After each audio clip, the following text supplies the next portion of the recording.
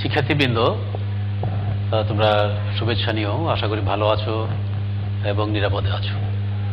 আমি তোমাদের ইসলামের ইতিহাসের দ্বিতীয় পত্রের উপরে আজকের ক্লাসটি দিব। গত ক্লাসে তোমাদের আমি জানিয়েছি বঙ্গবন্ধু শেখ মুজিবুর রহমান স্বাধীনতা ঘোষণা করেছেন 26 মার্চ প্রথম প্রহরেই, এবং তারপর থেকেই প্রতিরোধ আন্দোলন শুরু হয়েছে। 10 এপ্রিল গঠিত হয়েছে অস্থায়ী সরকার এবং 17 এপ্রিল শপথ গ্রহণের মাধ্যমে এবং 11টি সেক্টরে বিভক্ত করে সারা দেশকে মুক্তিযুদ্ধ শুরু করেছে।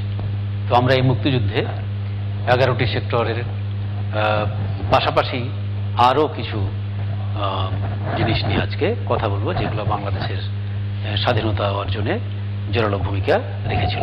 শিক্ষার্থীবৃন্দ, তোমাদের সবাইকে আজকের ক্লাসে আমার পক্ষ থেকে স্বাগতম জানাই। শিক্ষার্থীবৃন্দ, মুক্তিযুদ্ধ নিয়েই কথা শুরু করি। যে 11টি সেক্টরে বিভক্ত হয়ে মুক্তিযুদ্ধ চলছিল বাংলাদেশে, সেই 11টি সেক্টর ছাড়াও 3 জন অফিসারের নামে আলাদাভাবে 3টি ব্রিগেড ফোর্স ছিল। একটি হলো জেড ফোর্স, এর অধীনে প্রথম, তৃতীয়, অষ্টম ইস্ট বেঙ্গল নিয়ে জুন মাসে গঠিত হয়েছিল এই জেড ফোর্স। মেজর জিয়াউর রহমানের অধিনায়ক ছিলেন।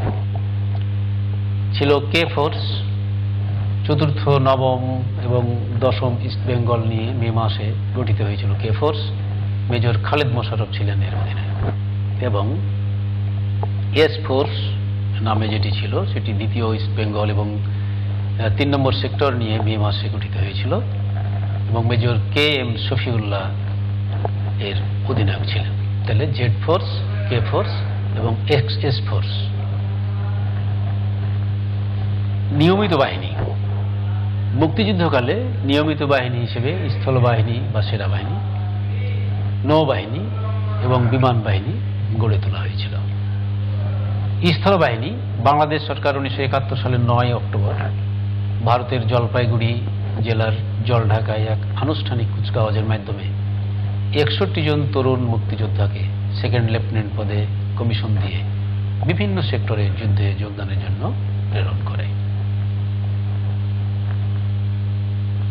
নৌবাহিনী 1971 খ্রিস্টাব্দে নভেম্বর মাসে নিয়মিত বাহিনী হিসেবে নৌবাহিনীও গঠন করা হয়। 9 নভেম্বর পাকিস্তানি বাহিনীর কাছ থেকে 6টি দখলকৃত নৌযান নিয়ে প্রথম বঙ্গবন্ধু নৌবহরের উদ্বোধন করা হয়। তারা নৌপথে যুদ্ধে কৃতিত্ব প্রদর্শন করে। এরপর বিমান বাহিনী, গ্রুপ ক্যাপ্টেন এ কে খন্দকারের প্রচেষ্টায় 1971 খ্রিস্টাব্দের 28 সেপ্টেম্বর 18 জন পাইলট এবং 50 জন বৈমানিক নিয়ে যাত্রা শুরু হয় বিমান বাহিনীর। ঢাকা বিজয়ের আগে বিমান বাহিনী প্রায় 12 বার পাকিস্তানের লক্ষ্যবস্তুর উপর আক্রমণ করেছিল। এবার অনিয়মিত বাহিনীর কথা বলি। অনিয়মিত বাহিনীতে ছিল ছাত্র, যুবক, কৃষক ও বিভিন্ন পেশাজীবী সাধারণ জনতা, এবং এরা মূলত গেরিলা পদ্ধতিতে যুদ্ধ করত এবং এদের 2 সপ্তাহের ট্রেনিং দিয়েই একজন কমান্ডারের অধীনে যুদ্ধক্ষেত্রে পাঠানো হতো। এদের বলা হতো ফ্রিডম ফাইটার্স। সরকারি নাম ছিল অনিয়মিত বাহিনী বা গণবাহিনী। এর সংখ্যা ছিল প্রায় 1,12,000। এছাড়াও ছাত্রলীগ ও আওয়ামী লীগের বাছাই করা তরুণদের নিয়ে গড়ে উঠেছিল মুজিব বাহিনী। ছাত্র নেতাদের নেতৃত্বে পরিচালিত এই বাহিনীর সদস্য সংখ্যা ছিল 6,000। তোফায়েল আহমেদ, শেখ মনি, আব্দুর রাজ্জাক, এরকম নাম করা, আব্দুল কুদ্দুস মাখন, তো এইসব ছাত্রলীগ নেতা, ডাকসুর জিএসভিপি, তাদের সমন্বয়ে অর্থাৎ ছাত্রলীগের নেতাদের নেতৃত্বে এই বাহিনীটি গড়ে উঠেছিল। এটি মুজিব বাহিনী নামে পরিচিত। এই যে নিয়মিত অনিয়মিত বাহিনীর কথা আমরা বললাম, তারপরেও কিন্তু 11টি সেক্টরের কথা বললাম। এর বাইরেও দেখা যায় যে ওই সব এলাকাগুলোর মধ্যে আঞ্চলিক বাহিনী কারো কারো নেতৃত্বে গড়ে উঠেছিল। বলা হচ্ছে যে মুক্তিযুদ্ধে বাংলাদেশ সরকারের অধীনে নিয়মিত অনিয়মিত বাহিনী ছাড়াও ছিল স্বতন্ত্র অস্তিত্ব নিয়ে আঞ্চলিক বাহিনী। এরা তাদের কমান্ডেই এই ইউনিটটাকে চালাতো। এরকম আমরা কয়েকটি আঞ্চলিক বাহিনীর কমান্ডারের নাম বা নেতৃত্বে যিনি ছিলেন তার নাম এবং সেই অঞ্চলের কথা জানবো। কাদেরিয়া বাহিনী প্রথমেই বলি, টাঙ্গাইল। আফসার বাহিনী ভালুকা, ময়মনসিংহ। বাতেন বাহিনী এটিও টাঙ্গাইলের। হেমায়েত বাহিনী গোপালগঞ্জ, বরিশাল। ছাড়া হালিম বাহিনী এটি ছিল মানিকগঞ্জে। শিক্ষার্থীবৃন্দ, আকবর বাহিনী নামে আরেকটি বাহিনী ছিল যেটি মাগুরা অঞ্চলে কাজ করেছে। আর জিয়া বাহিনী এটি সুন্দরবন এলাকায় স্বতন্ত্র অস্তিত্ব নিয়ে কাজ করেছিল। এরা মূলত গেরিলা বাহিনী হিসেবে কাজ করত এবং এদের আক্রমণে পাকিস্তানি হানাদার বাহিনী তটস্থ থাকত।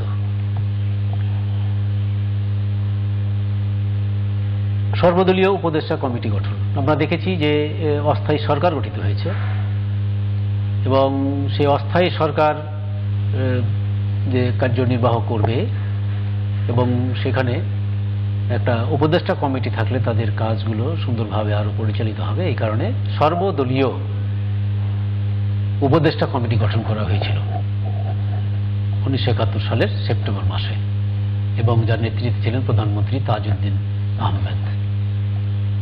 তো 9 সদস্যের মধ্যে আমরা উল্লেখযোগ্য যারা ছিলেন তাদের নাম বলতে পারি। খন্দকার মোস্তাক আহমেদ, মৌলানা আব্দুল হামিদ খান ভাসানী, মণি সিং, মনোরঞ্জন ধর, অধ্যাপক মুজাফফর আহমেদ, মোহাম্মদ তোয়াহা, মতিন আলাউদ্দিন প্রমুখ। এখানে আমরা দেখতে পাই যে আওয়ামী লীগ, ছাত্রলীগ এবং যারা বামপন্থী সংগঠনের সাথে জড়িত ছিলেন এইসব দলগুলোকে একত্রিত করে সর্বদলীয় এই উপদেষ্টা কমিটি গঠিত হয়েছিল এবং তারা বিভিন্নভাবে এই বাংলাদেশের স্বাধীনতা অর্জনে কাজ করেছেন। প্রথম পর্যায়ে গেরিলা যুদ্ধ আমরা দেখতে পাই যে জুন মাস থেকে মুক্তিযুদ্ধ পরিকল্পিত রূপ লাভ করে, যদিও 26শে মার্চ স্বাধীনতা ঘোষণার পর থেকেই প্রতিরোধ যুদ্ধ শুরু হয়েছিল। আর আগস্টের পরপরই বিপুল সংখ্যক মুক্তিযোদ্ধা পাক বাহিনীর সামরিক ঘাঁটি ও স্থাপনা, ব্রিজ, কালভার্ট অর্থাৎ যোগাযোগ বিচ্ছিন্ন করে দেওয়ার কাজে তারা নিয়োজিত ছিল। মুক্তিবাহিনীর আক্রমণের ভয়ে পাক বাহিনী দিনের বেলায়ও বের হতে ভয় পেত। অক্টোবরের শেষ নাগাদ 237 জন অফিসার, 136 জন জেসিও এবং অন্যান্য শ্রেণীর 3559 জন সৈন্য নিহত হয়েছিল। তো আমরা এখানে একটি জিনিস লক্ষ্য করছি যে মুক্তি বাহিনীর সফলতা।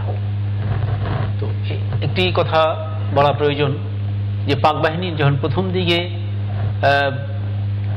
অল্প সংখ্যক সৈন্য মারা যেত তখন তারা বিমানে করে এই সৈনিকদের লাশ পাকিস্তানের মাটিতে তাদের আত্মীয় স্বজনের কাছে পৌঁছে দেওয়ার ব্যবস্থা করেছিল।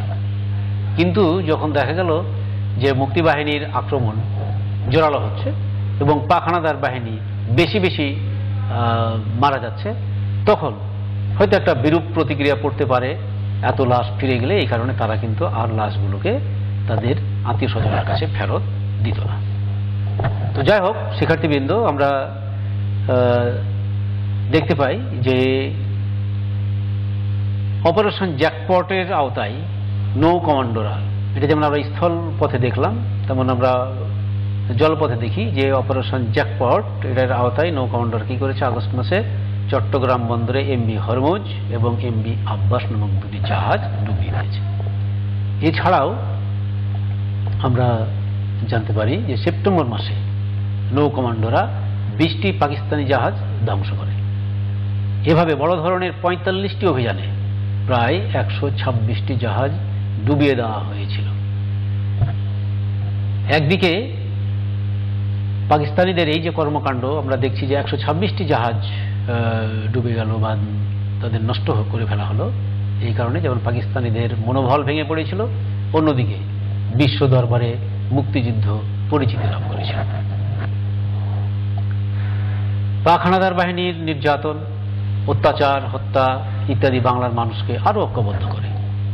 ফলে স্বতঃস্ফূর্তভাবে ছাত্র, শিক্ষক, কৃষক, শ্রমিক, কবি, সাংবাদিক, চিকিৎসক, শিল্পী সহ সব শ্রেণীর নারী পুরুষ মুক্তিযুদ্ধে ঝাঁপিয়ে পড়ে। শিক্ষার্থীবৃন্দ, তোমাদের মনে রাখতে হবে যে এই মুক্তিযুদ্ধে শুধু পুরুষরাই অংশগ্রহণ করেনি, পুরুষদের পাশে নারীরাও থেকে যুদ্ধে অংশগ্রহণ করেছে। তারা সেবার কাজ করেছে, সম্মুখ যুদ্ধে অংশগ্রহণ করেছে। আমরা ডক্টর সেতারা বেগম এর নাম আমরা জানি যে তিনি একজন তিনি যুদ্ধে জোরালো ভূমিকা রেখেছেন।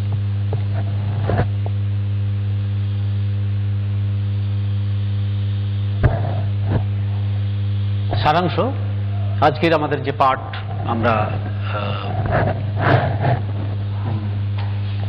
জানলাম, দেখলাম, সেইখান থেকেই যদি আমাদের সামগ্রিকভাবে সংক্ষেপে বলতে হয় তাহলে আমরা বলতে পারি যে 1971 সালে 26শে মার্চ প্রথম প্রহরে বঙ্গবন্ধু শেখ মুজিবুর রহমান বাংলাদেশের স্বাধীনতা ঘোষণা করার পর থেকে